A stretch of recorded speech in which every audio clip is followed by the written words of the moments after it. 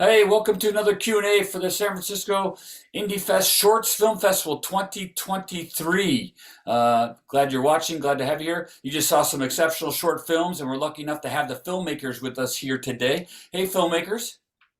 Hello, hello. Hey, How you doing? Carol, you're first on my screen. Introduce yourself. Where are you calling from? What movie associated, and what's your role? Hey, hi there. I'm Caroline Herwig. I'm from Germany. I live in Berlin. And I send my warm regard to you from Lena. She is the director of our film and she can't be here tonight with you. So, yeah, I jumped in and I played Marie, like the main part in our little film, Piss on Patriarchy. Well, we miss Lena, but we're glad you're here. Thanks for joining us. Thank you for having me. Yeah. Rodrigo, you're next on my screen. Hi, hello. My name is Rodrigo Moreno Fernandez. I am from Mexico, living in the US right now, and my film is called Strings, a little short story that we submitted. Right on. Yeah, glad to have your film. We loved it. Thank you for joining us. And last but not least, Greg. Hello. hey, yeah, I'm Greg Emeta. I'm the writer-director of #MessyKidnapping. I'm randomly in Austria right now, but normally I live in New York.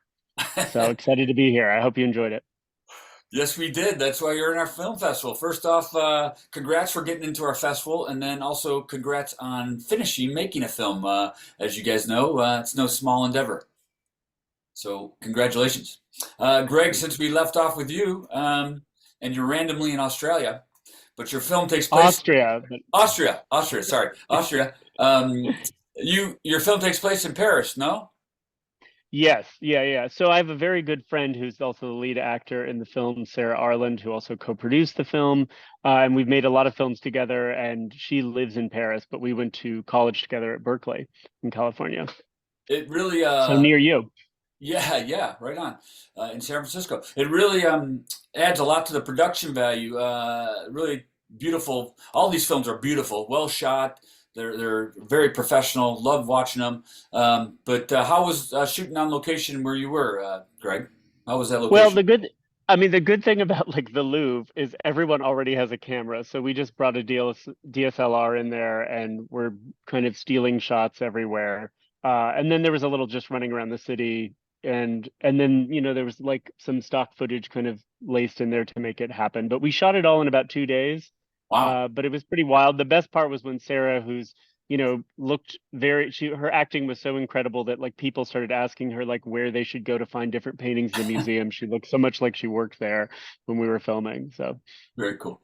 And then Carol, single location as far as I remember, locked down gas station, food mart off the freeway, highway. Yeah, Uh, yeah, what yeah. what do you call it in Germany? Is it called the freeway? Yeah. In Germany, it's called Autobahn. Autobahn, right? Of course. Yeah. I've been there. I forgot. So what was that like shooting? And tell us a little bit about the production of that location. It was fun, but also quite intense. We had 4 nights, and we would start at shortly before sunset, so we could set up everything and then shoot through the whole night, and then finish by sunrise. So, I mean, we shot it a year ago, so we had like a little bit longer nights, but we're still we used every bit of like uh, dark that we could get before the sun would come up again. And then that was probably a functioning store, right? It probably opened in the morning or something like that. Yeah. It did. So that was also something that we needed to keep in mind. But the store owner was, yeah, super supportive and super kind. And yeah, we were able to shoot. It was like very on the outside, like outside of Berlin, and so also a little bit closed off. Not so many people around. Good for us, Yeah. definitely. Yeah, right, for sound and just security and whatnot. Yeah, all three of these films, locations are very much a character in the movie. And then Rodrigo, too, just in the bar and in the music venue, in the alleyway, right? Tell us about filming your movie. Well, it was shot in Brownsville, Texas, where I live. We were very lucky to have the support from the city and Oh, to be able to shoot in those alleyways. And then the owner of the bar, which is the Kraken, Danny, was super tremendously helpful. He even provided the extras and all the people that you see on the screen. And then one of the locations was also in a town nearby called Rio Hondo. That's the bridge where at the end something happens there. But but most of the time we have very good collaboration from the different governmental entities, which we're very pleased and we're very grateful to them. Cool, cool. How did your film come about? What was the inspiration? Well, it's a typical Faustonian story, right? So it's based on a lot of the stories before about a guitar player making a deal with the devil. But I wanted to make it a little bit, if I can say that, more Mexican. Those type of stories in Mexico, they're tell all the time, where the devil is always gonna get you, and you have to give out something in return for something, right? Yeah. So based on that, I wanted to do something more Americanized with music that is more recognizable here in the US. And that was a mix of it. And the other one, during the pandemic, I tried to relearn guitar. When I was a kid, I used to play it real well, but then the pandemic, I thought I was gonna get it right away. It didn't happen, so that gave me the idea also. Yeah. It's funny. It seems like a lot of people tried to pick up a thing they wanted to learn during the pandemic, at least for a little bit. Mine was cooking, and a language didn't do so well. And Greg, inspiration for your film, how did it come about? So this is actually the third in kind of a trilogy of films that I've made with Sarah in Paris that are all about miscommunication via text message. The other one was like at the top of the Eiffel Tower. The first one was all kind of in her kitchen, but then people were like, wait, you shot this in Paris? So the other films, I really wanted to make it very clear that we had actually shot them in Paris. So it was trying to explore like yet another possibility of how, a sort of text message community, that's so ubiquitous with us now that we're all communicating via text, that, what would be a really extreme example. And so that's where this sort of came from. If a simple phone swap happened, this just unbelievable series of events could, end with the police breaking into your apartment Yeah. and the Mona Lisa being there. So it was just trying to find a really, the next outrageous thing that some simple miscommunication Yeah, could it's cause. clever, and very relatable. It happens to us all the time. Your film pulled me in with its professional quality and just thrilling kind of story structure, but then the the texting part was just like, oh yeah, it happens to me. I'm glad it's not that severe. Yeah, and then Carol, how did you get involved? Tell me about, if you know, the beginnings of the film, your film. Yeah, it was so Lena and I, we actually did our very first film together like a couple of years ago. And so when we planned on doing this, I was pretty much in right from the start. She had like a basic outline of the script, or like a first structure that we worked with, and then we were actually meeting and just talking about like different scenarios, like different kind of little situations that we both encountered, and were also talked to some other like female friends, and then just kind of build up the story from there. So yeah, it was quite fun also preparing everything beforehand, and getting into like the funny, ridiculous horror splash aspects of it was really, really funny. Yeah, it was very fun. It kind of, I didn't know it was coming. It was really unexpected, and then it just went off on this female power kind of kick ass, fuck the man, which I loved. It has me chuckling now. Yeah, fun to shoot, definitely, for sure. Any challenges, of either being that role, playing, or was it just all fun? Was it easy to go there?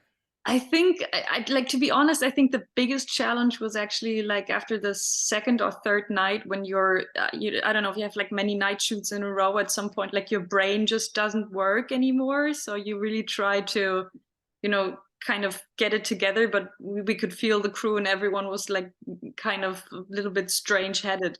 But regarding the splatter aspects of the film, we had someone who's doing like weapons and these kind of special effects there, and who was like helping us with that. And it was very precisely made and very focused and everything. And so it was also at sometimes more technical to it, and then it was kind of fun to see how it turned out in the end. Did you have to get any training or preparation? We did rehearsal? meet up, but just only like 2 times before, where he kind of showed me the weapon and how to use it. And yeah. Yeah, yeah. And then, so does your life, like, do you sleep in the day and work at night? It's like, do you just flip your schedule, like, to Yeah, in a survive way. that? I mean, at least I try to, but then again, it's kind of it doesn't really work that well, to be honest. Because you're But you so get used to, some like, hours of sleep for sure. yeah, having your meals when you have them, breakfast when you have it, dinner when you have it. Yeah. Yeah, kind of. Yeah, yeah. And then, Greg, any preparation necessary to kind of go? Were you sneaking around in the Louvre, or was it just normal rehearsals with the actor beforehand? Well, we've done this a lot before, so we kind of had a rough idea of what was happening, and and we shot the things a few times, but we were trying to be inconspicuous as well. So, Hmm. but no one ever gave us any trouble, so surprisingly. But again, we were near the most photographed thing on Earth, so there was just camera flashes everywhere. Uh, So I don't think anyone cared that it looked right, like we were right. just maybe doing a really elaborate selfie. I don't know.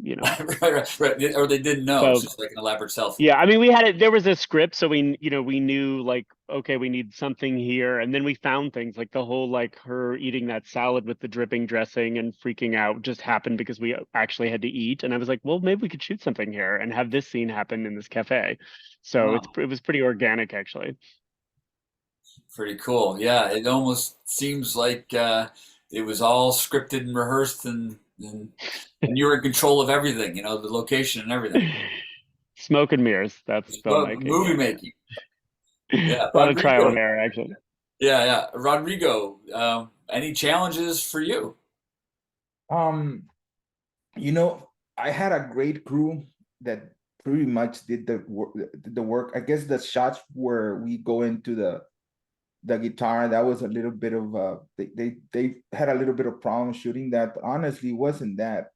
What I always say is that the process of filmmaking for me is love it so much Mhm. that it's just joys every day, right? It's not something that, even if the problem that can arise from any circumstance, it's always a joy to fix it, and that I love doing that. That's the part that I love. And the challenges for me, it's always been after, when you finish your movie, you color it, you finalize the editing, and then you let it out on the world. That for me is a challenge, to because you don't have control of it anymore, and it's just a matter of who's gonna judge it and who's gonna accept it, and who's not.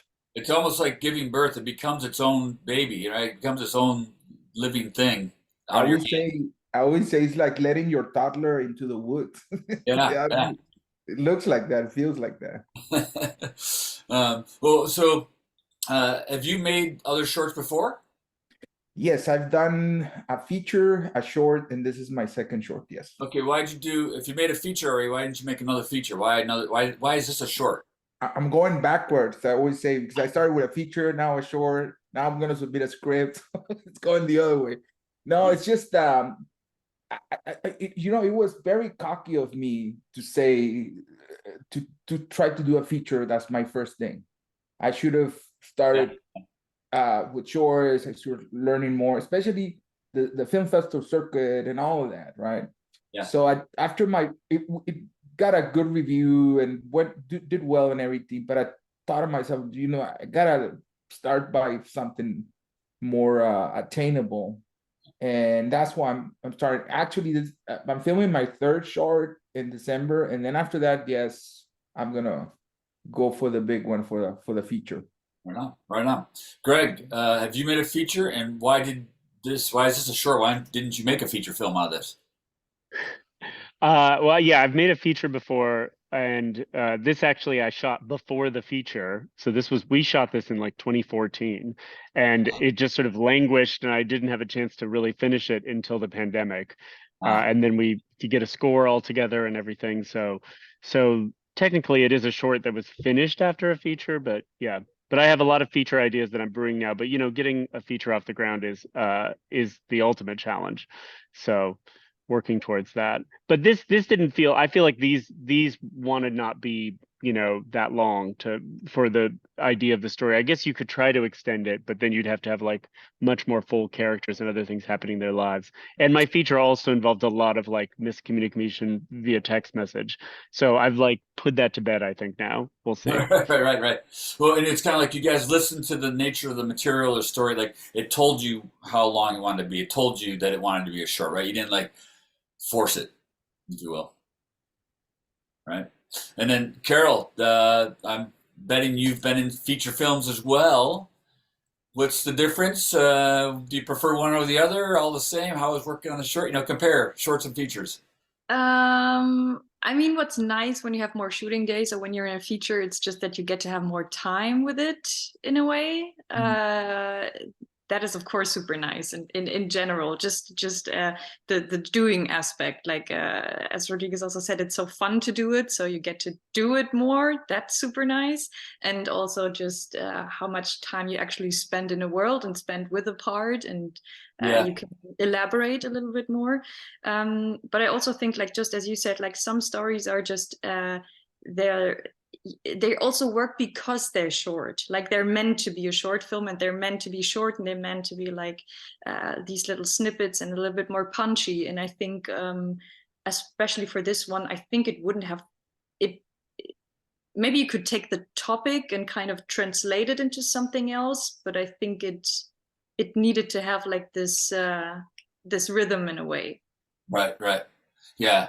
It's almost like a tasty treat or an appetizer or a dessert or, you know, Yeah, not a yeah, full course meal, if you will. yeah.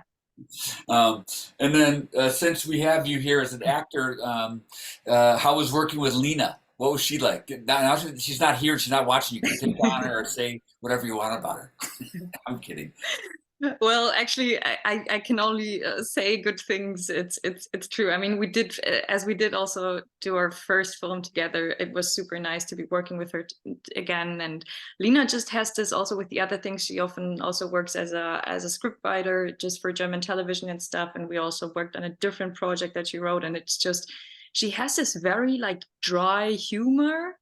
And there's also always the sense of like dry humor mixed with some absurd violence, and then combined into like very like female topics or feminist topics.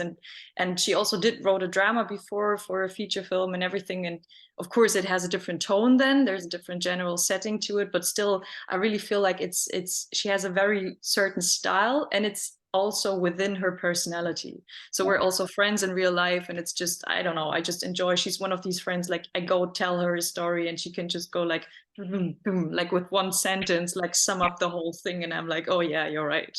You know? I laughed while you said that because it's so obvious in the film. Yeah, yeah. It's that's pretty much how she is. Yeah. And it's even in the title, "Piss on Yeah. Patriarchy."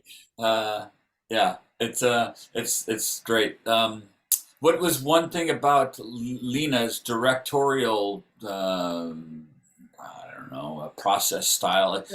Because I'm a filmmaker too, so I'm just wondering, like, what from an actor standpoint, you know, what works for her or works for your relationship? I think she was always very open. Like I always had the feeling like we're meeting eye to eye, and I'm one part of the collaborative process. I think So sometimes as actors we if I get a can little interrupt, bit. is that because you already have a relationship or because she's a good communicator? I think both, to be honest. And I think she would even say that the fact that she does that is just she has this, as I said, like this dry humor also comes with a sense of like very brutal honesty. So she wouldn't try to like be the person who knows everything to you know, when she doesn't know what's going on, she's like, yeah, well, I don't know what's going on. And it's a point where you meet and then can actually solve the problem together. On the other hand, whereas like with some people you get a little bit more they want to stay in control, and then at some point it could become manipulative without it being on purpose, but Right. you know, like getting the Yes. ego really out of the way and just being like, okay, very hands-on. Right. And Good point. yeah, Good that's point. Yeah, something that's the ego gets in the way. Greg, do you have a certain way of directing? Are you continuing to learn how to direct? You know, like how do you work with your actors? I mean, I feel like the actors are really I want them to have as much agency in the process as And possible. you I you feel like kind of, what sorry to interrupt, you kind of went dark. I don't know if a cloud came oh over your thing, but it's just night is yeah. falling here and Oh, there's like no lights around. Yeah, okay, sorry. got it. Sorry, it's dark here. Yeah. That's right. Good Um man. but I really feel like the amazing thing about actors is the script is just like all these points kind of, and they're really thrown on a wall and they're really connecting all those dots and making it all make sense. And so to me usually I feel like my job is just whenever they're having trouble connecting the outrageous, like in the case that I wrote it, the kind of ridiculous dots that I put there. I try to make sense of it, but I feel like it's a collaboration because I think anyone who I don't really subscribe to this sort of dictatorial thing where you're like, no, you just need to do this. Like, I think it's really important that everyone has some sense of what is supposed to be happening and why they're doing things, Mhm. as opposed to just being like, just move your here. I mean, some things are technical, but I try to be very clear about that. So much of it is like, oh, you need to be like, that was perfect. You need to be like 2 steps this way just for camera. So I think it's a wild combination. And I think it's something I'm always trying to learn more and feel out like what's the best way to kind of accomplish that and make everyone feel like they have ownership over the performance Right. and the whole film. Yeah, yeah. Good answers. Rodrigo, how about you working with actors? What's some thoughts? So it's very different of how you work with crew. Obviously, with crew, you're more direct and very specific. With actors, it's more like trying to make sure that they don't step out of their character. So it's like there's a lot of techniques, like using verbs and what if, as if, or all that stuff. But mostly it's talking to them beforehand. I take my time in Zoom calls or when they're coming to shoot. When we talk about the characters, the intentions, and the objectives of every scene. So once we develop that, I ask them to write a little bit of a backstory on their character, where they're coming from, or Uh, what happened before the scene, or what happened before the short start.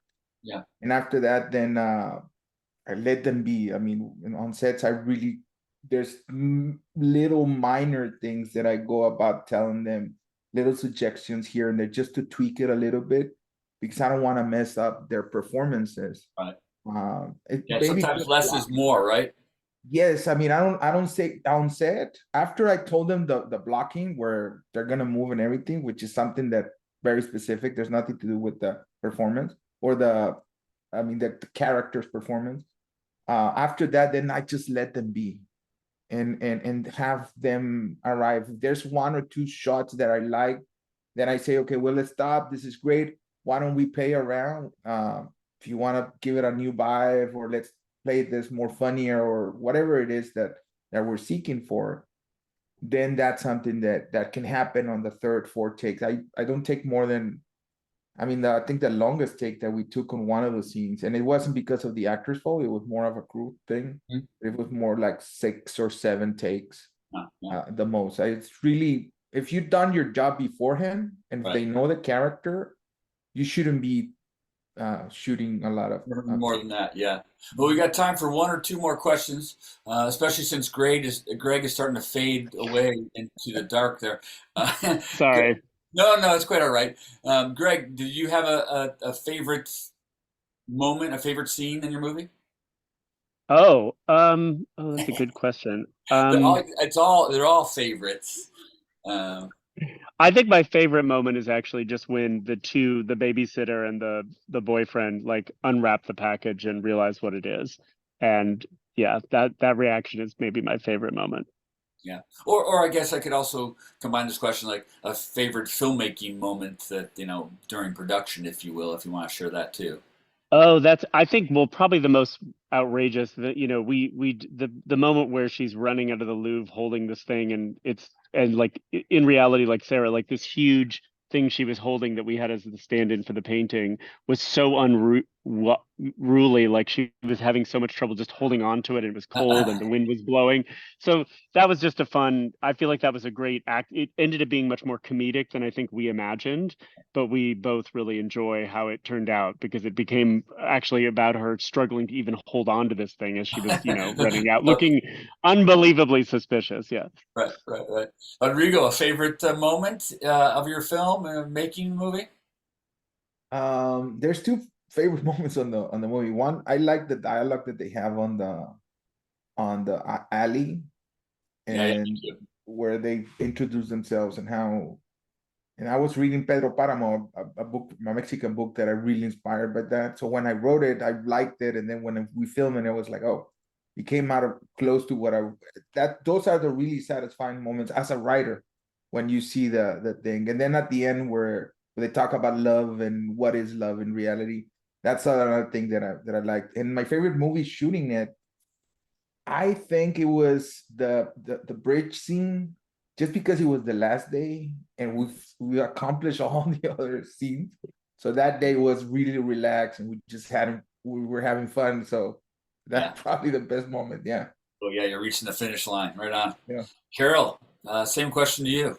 Favorite scene in the movie and favorite or fun moment making the movie? I think my favorite scene, to be honest, is like also like pretty much up to the end where she just walks across the petrol station. Everything is done. Everyone is gone, and she just picks up, like, I pick up the head and then just get into the car and drive off. Like this moment of like, okay, now I have my peace finally. Yeah.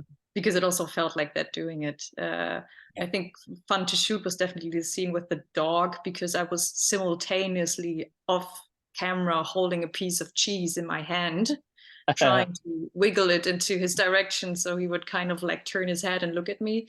And that was kind of absurd. To be in the seating position of like, trying to cover myself because I just peed on the seat, and then there's this dog and I'm wiggling cheese off screen, and then we do the tilt with the camera. It was like, what am I doing here? Like one of these moments. Right. I think outside your head kind of. Yeah. Well, like I said, I could spend an hour with each of you just on your films alone. We don't have enough time. But congratulations. Thanks for being here. They're all awesome movies, professional, awesome movies. We enjoyed them here at SF Indie Fest. So thank you. Thank you for having us. Thank you. Yeah. Thank you. Congratulations. Thanks, everyone. Well, I hope to meet you guys in person someday. In the meantime, everybody watching, thank you for watching. Check out more great films at SF Independent Short Film Festival 2023. All right, everybody. Be well. Bye. And where's recording? Stop recording.